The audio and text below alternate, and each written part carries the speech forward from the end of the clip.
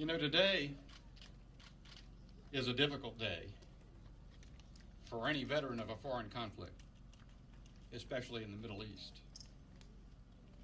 Veterans like Sergeant Joe Bartell bled, lost parts of themselves, and some died to advance the cause of freedom in places in the world where it doesn't seem to want to take root. And today, in one of those places, the flame of freedom is being snuffed out, so that the misery and suffering of a people rise like the wisp of smoke from the blackened wick of an extinguished candle. No one suffers that loss more than the warriors whose bodies paid the price of shielding the flame of freedom. And no one better understands the imperative of freedom for any nation that wishes to thrive. Indeed, for this nation, than those warriors who sacrificed in its name.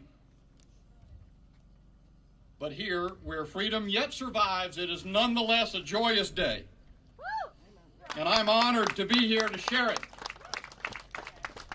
with American hero Joe Bartell, his wife Christine, and their family.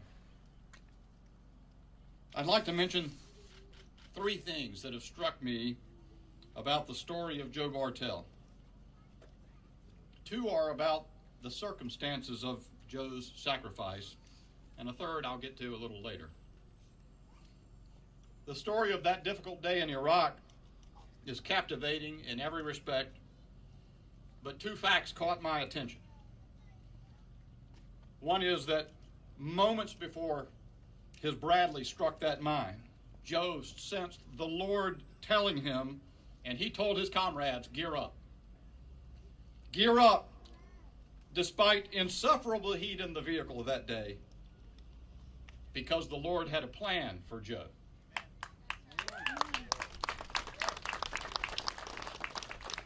The other fact is that it wasn't Joe's first time in Iraq. He volunteered for a second deployment during the surge. It was during his second deployment, his expression of sacrificial duty to our country and for freedom, that he suffered grievous wounds on our behalf. I'm also honored to join this ceremony as a representative of the government of the United States in order to celebrate a partnership. Since 1944, the VA has offered the benefit of grants to our most seriously injured combat vets for the construction or purchase of specially adapted housing.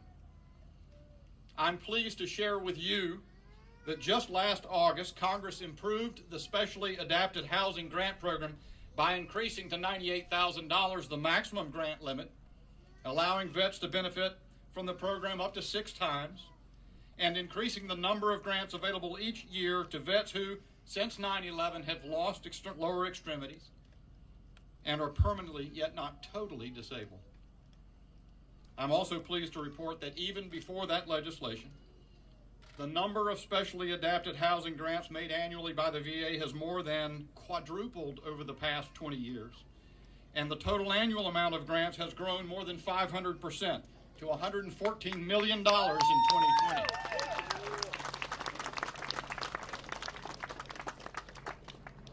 But ladies and gentlemen, and many of you here know this better than anybody, that's only one element of a partnership.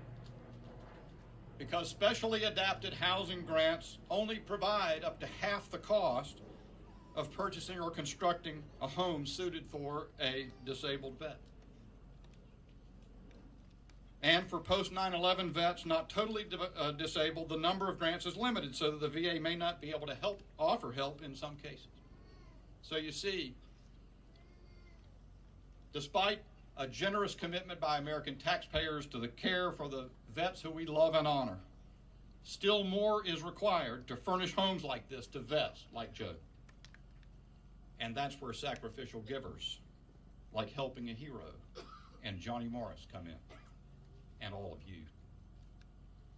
Helping a Hero has been that partner to the VA, helping seriously wounded vets like Joe secure specially adapted housing since 2006 in 23 states.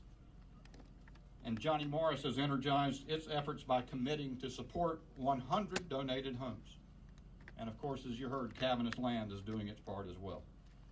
These folks are going above and beyond our common responsibility as Americans to meet our country's obligation to our vets.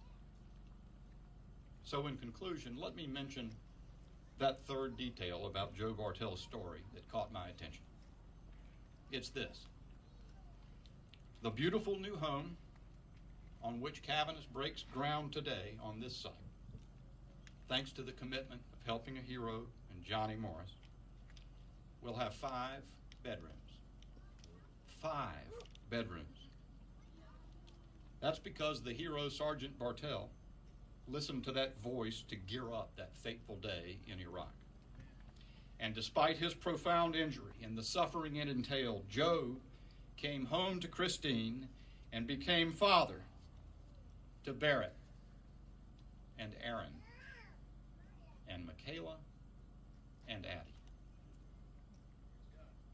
A hero securing our freedom abroad and returning home to live life to the fullest, to live life that God had planned for him. A community helping to restore his independence and abundance of life. Like I said, it's a joyous day. Joe and Christine, Helping a Hero, and Johnny Morris, thank you on behalf of a grateful nation. God bless you, and God bless the United States of America.